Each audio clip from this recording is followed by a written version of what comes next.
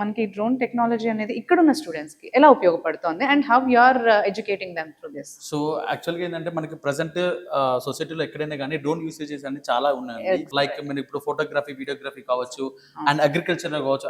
Agriculture లో కూడా like pesticides కి, Yes. ఫెర్టిలైజర్స్ కి కానీ, అండ్ క్రాప్ Cropping కి మానిటరింగ్ కూడా, కానీ, yes. And various deliveries package కానీ, అండ్ లాట్ ఆఫ్ వేస్ లో మనం డ్రోన్స్ అనేది యూజ్ చేస్తున్నాం. Right. అండ్ మెయిన్ గా కావేరీ డ్రోన్ యూనివర్సిటీలో మనకి డ్రోన్ అకాడమీ సపరేట్ గా ఉంటుందండి.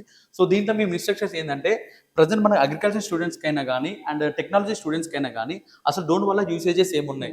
అండ్ ఇంకోటి విషయం ఏంటంటే మనకు మెయిన్ గా ఎవరైనా కానీ మనకు కార్ డ్రైవింగ్ కి లైసెన్స్ ఎలా ఇంపార్టెంటో, each and every drone fly చేయాలన్నా కూడా ప్రతి స్టూడెంట్ కానీ ప్రతి పర్సన్ కి లైసెన్స్ అనేది చాలా ఇంపార్టెంట్.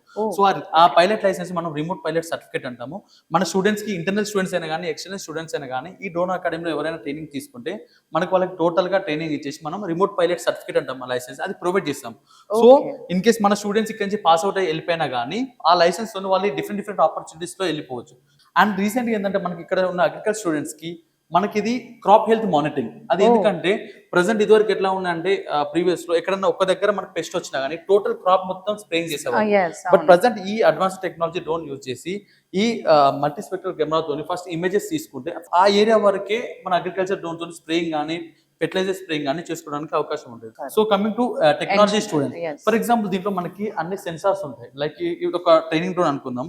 దీంట్లో ఫ్లైట్ కంట్రోలర్ లైక్ మనకి వెహికల్స్ కి ఇంజన్ లాగా దీంట్లో ఫ్లైట్ కంట్రోలర్ అనేది చాలా ఇంపార్టెంట్. అండ్ దీంట్లో రకరకాల సెన్సార్స్ ఉంటాయి.